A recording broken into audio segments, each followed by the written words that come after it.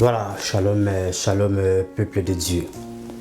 C'est toujours avec une passion et amour d'être là pour partager la parole de Dieu avec vous. Nous vous saluons dans le précieux nom du Seigneur Jésus-Christ, notre Sauveur. Nous allons prier avant de débuter notre enseignement. Éternel Dieu d'amour et de compassion, merci pour tous tes bienfaits. Merci de nous envoyer une puissance consolatrice qui nous permet d'être des véritables témoins authentiques dans ce monde contemporain.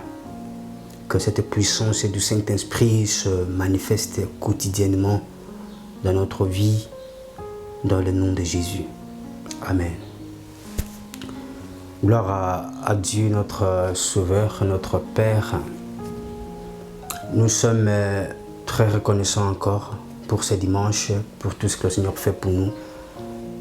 C'est vraiment avec une passion qu'on est là, c'est avec un amour sincère qu'on est là pour partager la vérité de Dieu, rien d'autre. Nous allons partager aujourd'hui, comme le titre nous montre, nous allons partager sur le Saint-Esprit comme une influence consolatrice, le Saint-Esprit comme une force consolatrice, comme une puissance consolatrice. Nous allons lire la Bible pour comprendre ce que notre Sauveur Jésus nous a laissé comme promesse, comme proposition. Nous allons lire la Bible dans le livre de Jean chapitre 14 verset 16 à 17. Nous allons comprendre un petit peu ce que notre Sauveur nous a promis avant qu'il s'en aille. La Bible dit dans le livre de Jean chapitre 14 verset 16, n'est-ce pas, à 17. Je lis au nom de Jésus-Christ. La Bible dit « Et moi je prierai le Père et il vous donnera un autre consolateur qui soit éternellement avec vous. L'Esprit de vérité que le monde ne peut pas recevoir parce qu'il ne le voit pas et ne le connaît pas. Mais vous le connaissez parce qu'il demeure près de vous et qu'il sera en vous. » La parole du Seigneur. C'est Jésus qui nous a promis ici d'abord il va prier le Père pour nous envoyer un consolateur. Parce que Jésus ne veut pas que nous soyons seuls. Parce que Jésus sait dans le monde auquel il nous a laissés, d'où il y a beaucoup de propositions, comme toujours. Le diable propose toujours avec ses tentations et autres. Maintenant, le Seigneur nous a dit qu'il ne peut pas nous laisser orphelins. Il va nous envoyer un consolateur. C'est lui qui va venir nous consoler. On console, c'est que Dieu a promis de consoler. L'Esprit de Dieu vient pour nous consoler, nous, les chrétiens. L'Esprit de Dieu, ici, le monde ne le connaît pas. La Bible dit qu'un consolateur qui sera avec nous éternellement. Écoutez, l'Esprit de vérité, que le monde ne peut pas recevoir et le monde ne le connaît pas. Cet Esprit de Dieu qui est notre consolateur, qui est notre force consolatrice, puissance consolatrice, la Bible dit que le monde ne peut pas recevoir cet esprit, car le monde ne connaît pas cet esprit. Donc celui qui agit, celui qui a reçu cet esprit consolateur du Saint-Esprit en nous, ne peut pas d'abord se mettre en tête que ces actions poussées par cet esprit de Dieu seront acceptées directement par tout le monde. Parce qu'il y a beaucoup de frustration. Pourquoi? Parce qu'on veut plaire à tout le monde. On veut faire à ce que le monde accepte impérativement ce que nous faisons, ce que nous disons de la part de l'Esprit de Dieu. Et la Bible, Jésus qui nous a dit ici, qui nous a recommandé que l'Esprit en question que je vais d'abord prier pour enfin que le Père puisse vous envoyer son Esprit, c'est ça notre consolateur, une influence consolatrice. Cet esprit-là, le monde ne le connaît pas, car le monde ne le voit pas. Mais vous, Il dit que vous le connaissez. Ce n'est pas que vous connaissez le Saint-Esprit, non. Il dit vous connaissez Jésus. Et l'Esprit de Dieu habite là où on connaît Jésus.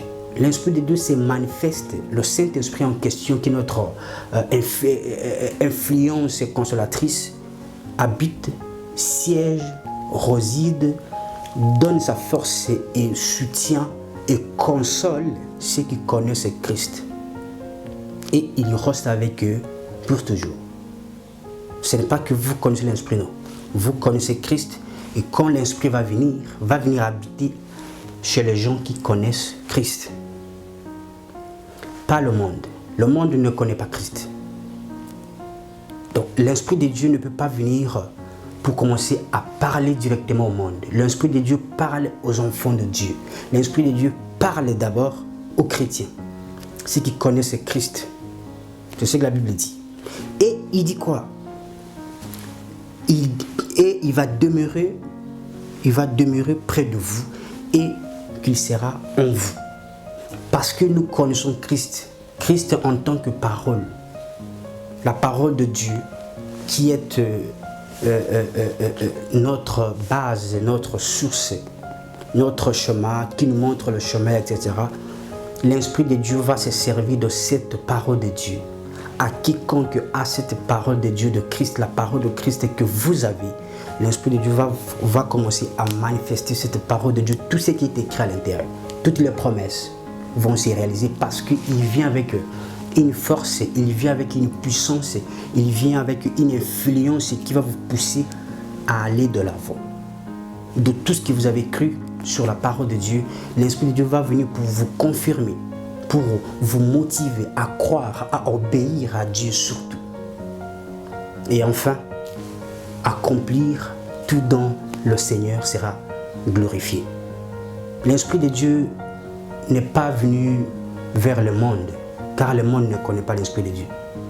Le monde ne connaît pas exactement ce qui est l'Esprit de Dieu. Il ne le voit pas. La Bible dit d'ailleurs dans le livre de 1 Corinthiens chapitre 2 verset 14, on va lire, ou on ne va pas lire, où il dit que, on va lire, c'est très important. 1 Corinthiens 2, 14, il dit quoi? Écoutez, elle dit que mais l'homme naturel, autre version on dit l'homme animal, autre version on dit l'homme charnel.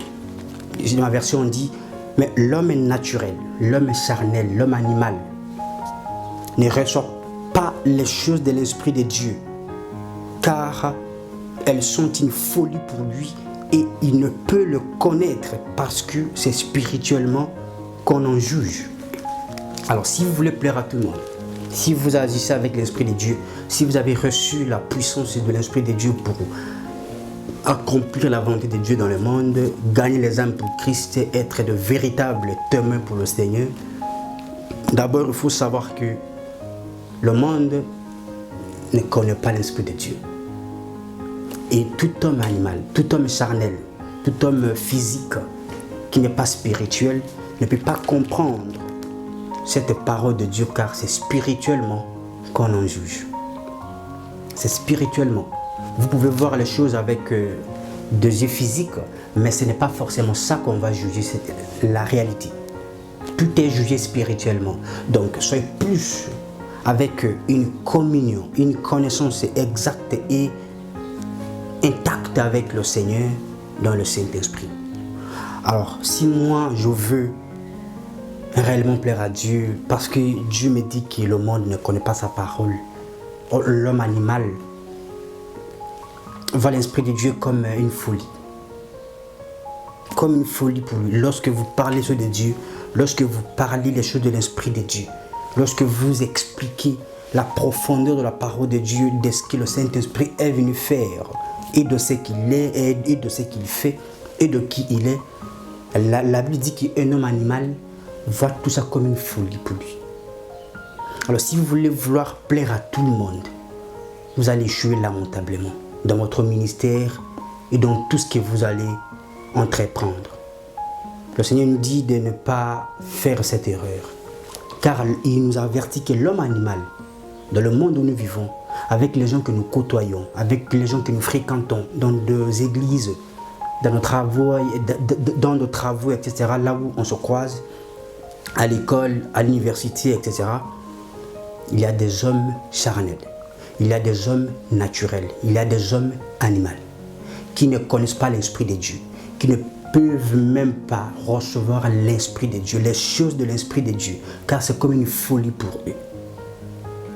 Car c'est spirituellement qu'on l'en juge. Alors, mais celui qui a aussi l'Esprit de Dieu va comprendre facilement que ce qu'il fait ici, c'est de la part de Dieu, et ce que l'autre fait là, ce n'est pas de la part de l'Esprit de Dieu. Car l'Esprit de Dieu en question a bien une volonté. On avait dit la fois dernière, il a bien une volonté et il agit selon un plan. Ce n'est pas le plan du monde, ce n'est pas la volonté qui est dans le monde, non, c'est la volonté qui est dans la parole de Dieu. C'est la volonté de Dieu qui est dans sa parole et c'est le plan de Dieu écrit, rédigé dans sa parole. On va lire la Bible dans le livre de Jean chapitre 15 verset 26. Nous allons comprendre aussi ce que la Bible va nous parler. C'est toujours Jésus qui nous parle, notre Sauveur. Écoutons ce qu'il nous dit. Jean chapitre 15 verset 26. La Bible dit ceci, je lis au nom de Jésus. Il dit que Jean chapitre 15 verset 26. Voilà. Je lis au nom de Jésus-Christ. Voilà. Quand sera venu le consolateur que je vous enverrai de la part du Père, l'Esprit de vérité qui provient du Père, il y rendra témoignage de moi. L'Esprit, c'est Jésus qui nous parle ici, notre consolateur, notre Sauveur Jésus-Christ nous dit que quand cet esprit de consolateur va venir, l'Esprit de vérité, quand le consolateur va venir, notre influence consolatrice, notre force consolatrice, notre puissance consolatrice sera là et il est déjà là avec nous pour ceux qui l'ont reçu et l'honneur. Il dit qu'il va rendre d'abord témoignage de Christ. Il est venu pour rendre témoignage de Christ. Il est venu pour parler de tout ce que le Seigneur a fait. Je parle bien, je chante mon français. Il est venu pour nous annoncer, nous rappeler de tout ce que le Seigneur a fait pour nous et de tout ce que le Seigneur nous a promis et de tout ce que parce qu'il nous a dit, il ne peut pas nous laisser des orphelins. Alors il va nous envoyer un consolateur et ce consolateur qui est venu, cette influence consolatrice est déjà avec nous. Mais cette influence a un but pour rendre témoignage de Christ. Pour parler de ce qui est de Dieu. Car c'est l'Esprit de Dieu qui parlera les ceux et ceux de Dieu. Donc si vous êtes animé par l'Esprit de Dieu, par le Saint-Esprit, par le glorieux Saint-Esprit, vous allez rendre témoignage de Christ. Vous allez parler exactement de qui est Christ, de son œuvre sur la croix et de tout ce que le Seigneur a fait et promis pour quiconque croit en lui et à sa parole. Nous ne sommes pas là pour se servir de l'Esprit de Dieu. L'Esprit de Dieu est venu pour nous aider, pour nous consoler. Et il a bel et bien une volonté. La volonté de faire ce qui est écrit de la parole de Dieu. De faire la volonté de Dieu. Dieu a déjà une volonté. Et si c'est son esprit qui vient, son esprit ne va pas venir pour essayer de nous pousser à adapter nos prédications au goût de nos fidèles. Non. L'Esprit de Dieu va parler, va rendre témoignage de Dieu, va expliciter en prof, va nous révéler si nous restons dans cette écriture. Car il dit que vous les connaissez, nous connaissons Christ. Connaître Christ et connaître la parole de Christ. Quand nous connaissons la parole de Christ, le Saint-Esprit va venir pour nous rappeler seulement tout ce que le Seigneur nous a promis, nous a averti, nous avait prescrit, nous avait dit avant qu'il s'en aille. On va lire la Bible dans le livre de toujours Jean, parce qu'il faut qu'on se comprenne facilement. Jean chapitre 16, verset 13 à 14. Je vais lire au nom de Jésus-Christ. Jean chapitre 16, verset 13 à 14. Je lis au nom de Jésus. quand il sera venu, lui, l'Esprit de vérité, il vous conduira dans toute la vérité, car ses paroles ne viendront pas de lui-même, mais il lui parlera de tout ce qu'il aura entendu et vous annoncera les choses à venir. Le Saint-Esprit, qui est aussi l'Esprit de vérité, toujours Jésus insiste que c'est l'Esprit de vérité qui va nous conduire dans toute la vérité de Dieu. La vérité de Dieu se trouve de la parole de Dieu. La vérité de Christ se trouve de la parole de Christ. Alors l'Esprit de Dieu viendra pour nous conduire dans cette vérité palpable qui est déjà écrite dans sa parole. Alors, cet Esprit de Dieu est notre consolateur. Cet Esprit de Dieu qui est notre aide, qui va nous conduire, nous amener à ce que nous ne soyons pas dans l'ignorance, à ce que nous ne demeurons pas dans des choses qui n'honorent pas Dieu, à ce que nous ne soyons pas très loin de la présence de Dieu, à ce qu'il va nous aider à obéir à la parole de Dieu. Car ce n'est pas par notre force ni par notre puissance, mais il y a aussi la puissance du Saint-Esprit. Et cette puissance du Saint-Esprit va se manifester s'il voit en nous la parole comme sémence. Amen.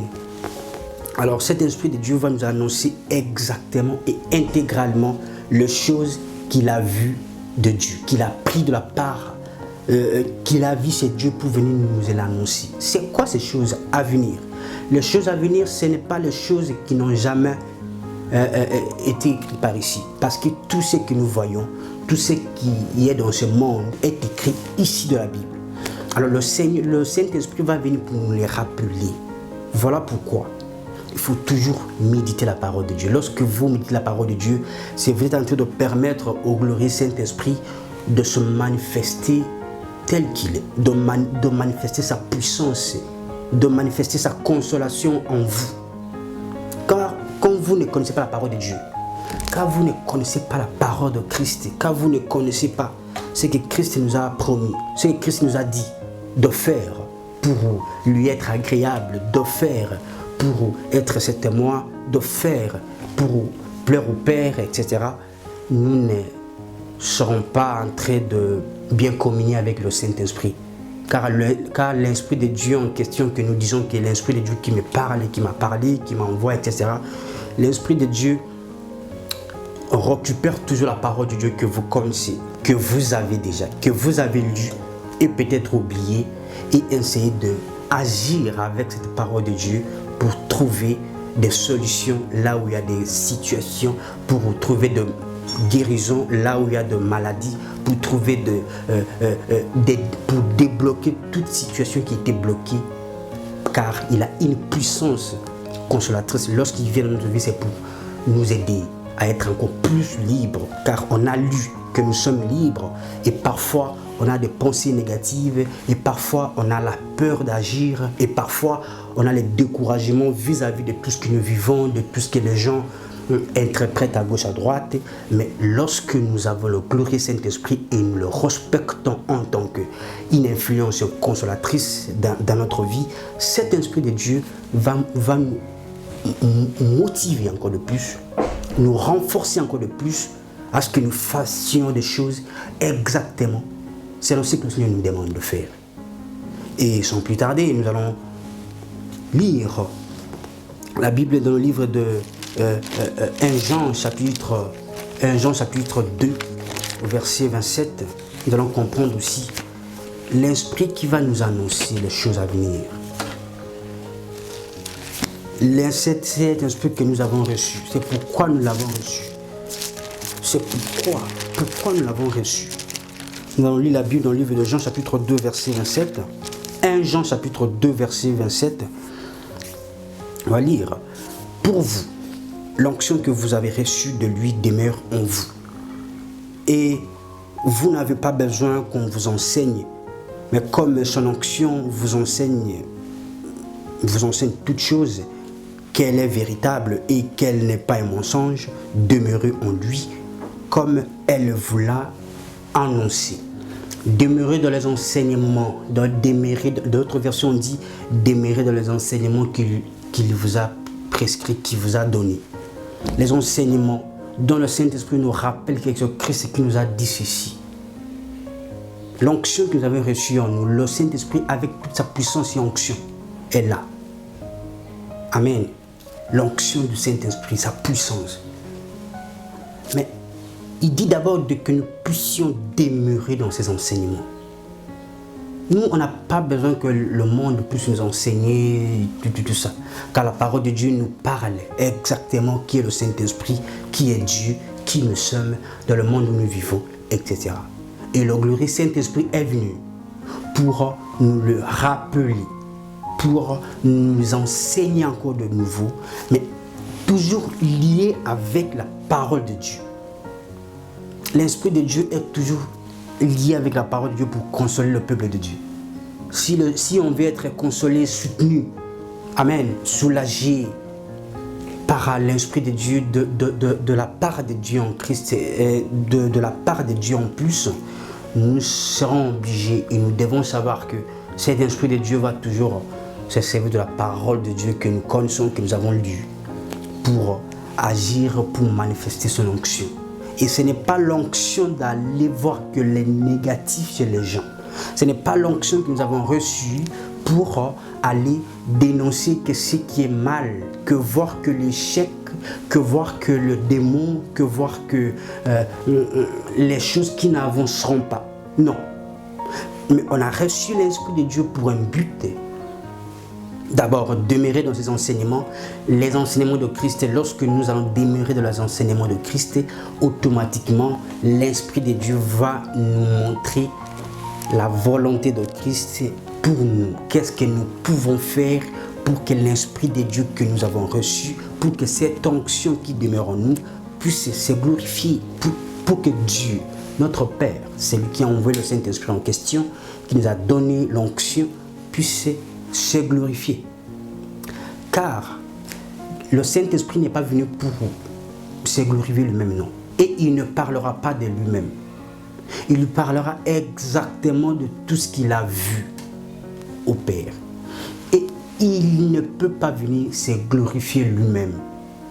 Le Saint-Esprit glorifiera toujours Dieu. Le Saint-Esprit est là pour élever le nom de Dieu, pour élever Christ, que Christ qui vous a racheté, que c'est Christ qui est votre sauveur. Ils travaillent ensemble. L'Esprit de Dieu ne peut pas laisser la parole de Dieu et venir proclamer: vous aurez ceci, vous aurez de l'argent, vous serez élevé, vous aurez des combats, vous avez des combats. Non, non du tout. Pas seulement ça, l'Esprit de Dieu. Dieu voit tout, c'est Dieu qui protège, c'est Dieu qui nous aide, c'est Dieu qui nous pousse, n'est-ce pas, à être encore en vie aujourd'hui. Sans Dieu, nous ne serons pas en vie. Personne ne vous trompe. Ce n'est pas l'argent, ce n'est pas les connaissances, ni tout ce que nous faisons, nous réalisons. Ce n'est pas la volonté de Dieu, ce n'est pas la grâce de Dieu que nous sommes en vie. Alors, Dieu, s'il nous laisse encore en vie aujourd'hui, c'est parce qu'il veut à ce que nous puissions le glorifier dans notre vie quotidienne. Sur ce n'est pas que aller voir que le démon sur les gens. Vous avez des combats, vous avez beaucoup de combats. Qui n'a pas de combats? Même lui qui vous parle que vous avez des combats, il a énormément de combats aussi. Mais parfois, ils veulent nous faire croire que c'est nous seuls qui ont des combats. Tout le monde a un ennemi. Tout le monde, même vous qui me regardez maintenant, vous avez un ennemi. Vous ne me dites pas que vous avez personne qui vous déteste. C'est impossible. On est humain. On peut ne rien faire, mais on est détesté. Donc, tout le monde a des ennemis, a des combats. Et il faut savoir aussi que dans le chemin de notre destinée, nous avons des combats.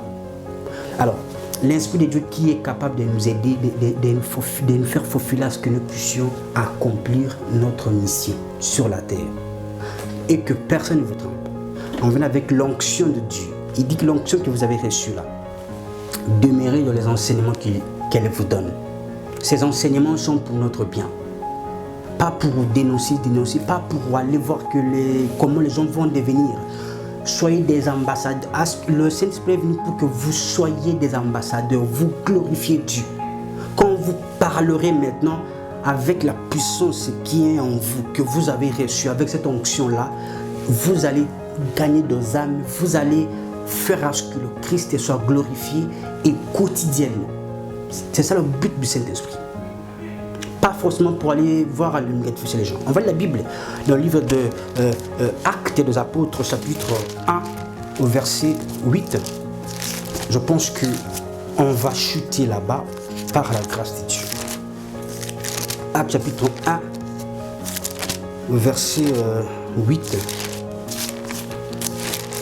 Je lis au nom de Jésus-Christ. La Bible dit: mais vous recevrez une puissance, celle du Saint-Esprit, survenant sur vous, et vous serez maintenant à Jérusalem, dans toute la Judée, dans la Samarie et jusqu'aux extrémités de la terre. La parole du Seigneur. Nous recevrons une puissance, et la puissance du Saint-Esprit survenant sur nous. Alors, cette puissance du Saint-Esprit est venue pour un but. Le but est que nous soyons de témoins de Christ. D'abord, il a commencé à citer à Jérusalem, dans la Judée. Amen. Il dit à Jérusalem, dans toute la Judée, dans la Samarie et jusqu'aux extrémités de la terre. C'est-à-dire que l'Esprit de Dieu est venu dans notre vie, le Saint-Esprit. Le glorieux Saint-Esprit est venu pour que nous soyons de véritables témoins pour Christ. Avec nous-mêmes, avec nos expériences, avec nos stratégies, amen, d'évangéliser tout ça, on peut ne pas gagner des âmes pour Christ. On peut se fatiguer, on peut être découragé. Mais avec la puissance du Saint-Esprit, nous gagnerons des âmes. Avec la puissance du Saint-Esprit, nous ferons tout ce que nous soyons agréables à Dieu. Avec la puissance du Saint-Esprit, on va réjouir le cœur de Dieu.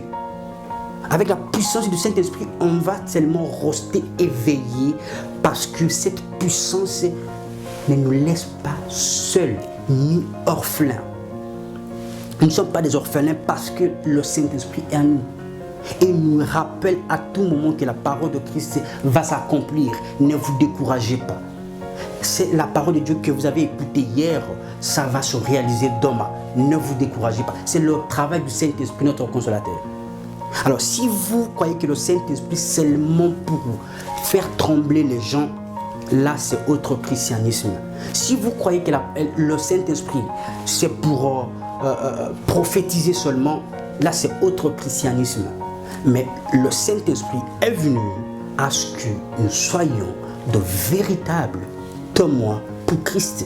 Le Saint-Esprit est venu nous redonner une force qui va nous équiper à accomplir véritablement notre mission sur la terre. Le Saint-Esprit est venu pour que nous puissions glorifier Dieu. Et le Saint-Esprit enfin est venu pour que nous soyons des ambassadeurs pour Christ et qui gagnent des âmes pour Christ. Sans plus tarder, on se retrouve le dimanche prochain. Que Dieu vous bénisse abondamment. Nous sommes ensemble.